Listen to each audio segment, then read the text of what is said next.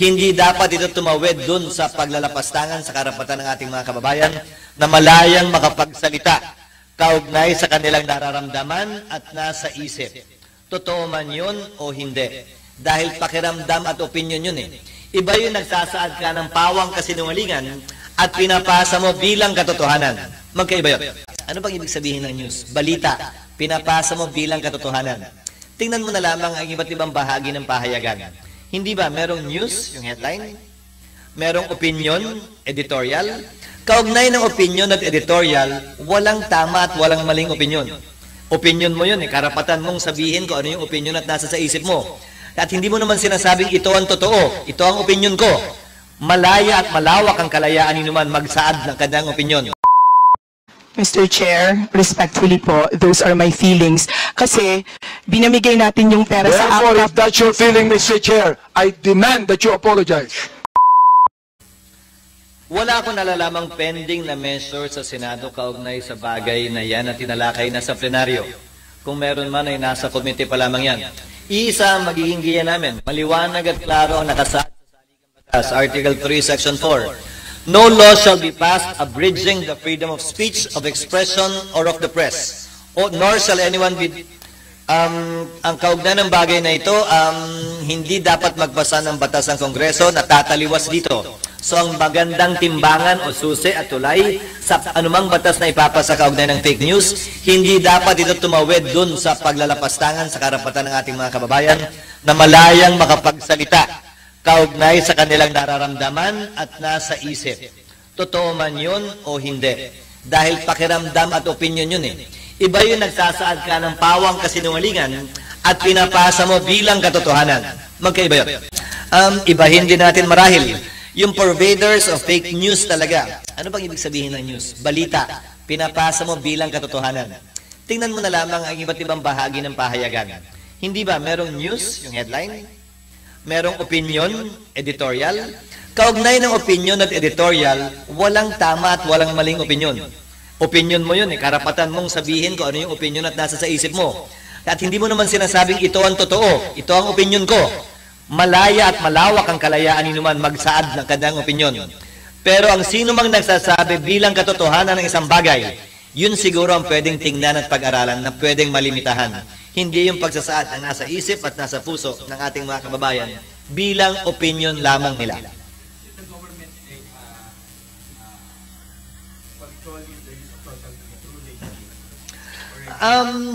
Sinubukan na yan ng ibang bansa at nahirapan sila.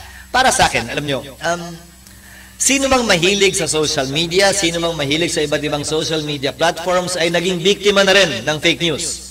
Sa lahat ng tao, pinakamapanuri ang mahilig sa social media at mag-social media.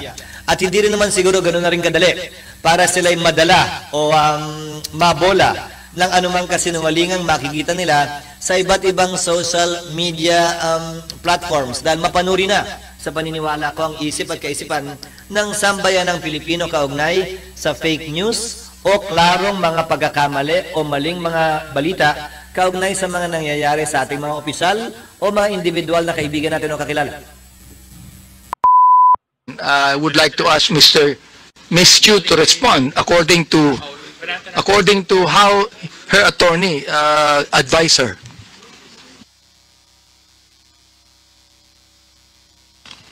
Ms. Crescent is recognized. Mr. Chair. Sorry, sir, I did not hear your question. My counsel was speaking with me. Could you kindly... Babante, do you have any question? Yeah, I asked you a question a moment ago, and your lawyer conferred with you. So I agreed with what your lawyer said, and your lawyer said that it's just a matter of oversight, and you're willing to apologize. So please do it now.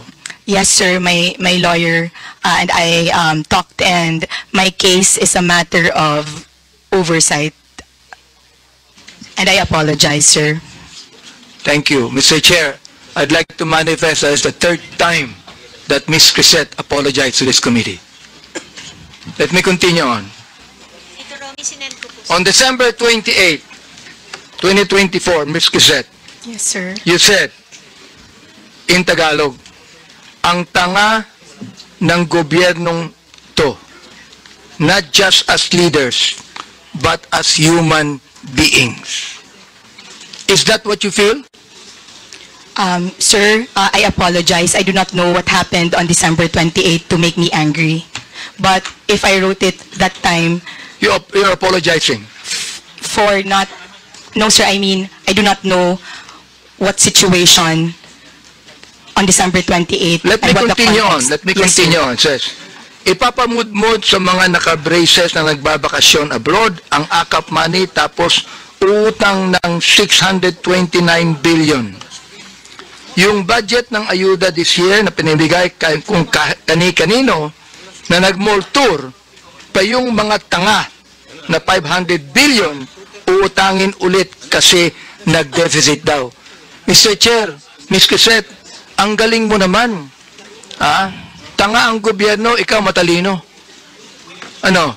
Am I right? Tanga ang gobyerno, hindi mo matalino ka. Mr. Chair, when one is angry, one says bad things. And in the situation that, sir, Mr. Chair, in the situation when I found out So you're that Mr. Chair, you still have words, no, Mr. Chair. Ibig sabihin, that you are actually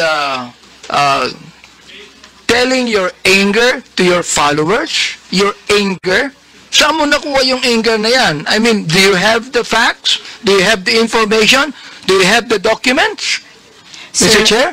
Sir, nasa news po na uutang tayo this year and last year. Sir, sir, please, Mr. Chair, kaya ako nagalit kasi may nakita akong nakaakap na naka-brace tapos, sir, I am not laying it on the congressman. I am laying it on the person who gave that person 5,000 despite na, sir, kasi taxpayer kami. Masakit, sir, na makikita namin na... Ms. Crisette, may I ask you the question, how much taxes did you pay? And I will tell you how much tax I paid. Sir, Ang katwiran mo, you're a taxpayer. Bakit? Anong palagay mo sa akin, di taxpayer? sir, hindi naman po kayo yung sinasabihan ko ng tanga, Mr. Chair. Kaya tinatanong It was the kita, Mr. process Chair. of distributing the Mr. Chair, AKAP. tinatanong kita kung saan mo kinuha ito. Sa news mo lang pala kinuha eh. Wala kang documents. You cannot even tell me if you're telling facts or truth. Sir, nasa news Tapos po kasi sasabihin na mo, tanga ang mag-uutang tayo. gobyerno. My goodness, ibig mo sabihin, you're going to base your statement, tanga ang gobyerno, sa news na nabasa mo, Mr. Chair, and then you're telling me you're a journalist, and you're telling me that you're speaking the truth? Mr. Chair, respectfully po, those are my feelings. Kasi, binamigay natin yung pera sa Therefore, if AKAP. that's your feeling, Mr. Chair, I demand that you apologize to this committee. I will apologize, Mr. Chair, for my bad words or for... I apologize for my bad words, sir. I Mr. apologize for saying the word tanga in my post. Maraming salamat, Mr. Chair, for admitting that, no? Siguro naman, makikita mo naman ang gobyerno, sasabihin mo mga tanga kami, siguro, pinapalagay mo, alam mo sa akin, Mr. Chair, ang pinapalagay ni Ms. Crisette, yung audience niya, mga tanga eh. Yun ang pinapalagay mo. Hindi ang gobyerno. Yung audience mo, mga tanga, kaya papaniwalaan nila ang sinasabi mo sapagkat yung audience mo mismo ang hindi nakakaintindi. That is fake news, Mr. Chair, and that is what we're investigating right now. You see? I hope that you understand that, Mr. Chair. Ms. Crisette, do you understand what I'm trying to say? Ikaw, nandito sa akin yung mga sinabi mo tungkol sa amin, ha? Hindi ako sumagot dyan, eh. Hindi ko na kinakailangan pang i-belabor yan. So, anyway, Mr. Chair, nakita ko naman na Ms. Crisette is now apologetic to what she said. Ang problema ko kay Abante is his performance. His performance as a congressman, is he representing the voice of his constituent? Yun ba yung pinaglalaban? We are watching you, Benny Abante. We've seen you perform sa Quadcom, sa Committee on Good Governance and Public Accountability. We know that you are doing this for certain purpose na definitely hindi kasama ang welfare ng mga constituents mo at ng mga Pilipino. So, that's, di ba? Ano sabihin ko sa'yo? And, you know, I am just a private citizen expressing my grievance. yung frustration ko sa trabaho niyo dyan sa House of Representatives. What do you want us to say? Bravo? I mean, that's ridiculous. I mean, you cannot take my rights. Yun lang yung meron tayo eh. Tayo mga content creator, tayo mga vloggers, yun lang yung meron tayo eh. Boses. And you want to intimidate us, you want to silence us. Why?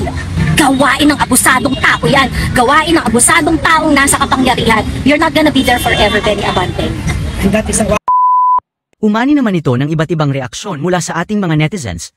Ayon kay Cheryl Lagaak, this time saludo ko sa iyo Senador Cheese, dapat maturuan ng leksyon ang mga kongresista na walang alam sa batas.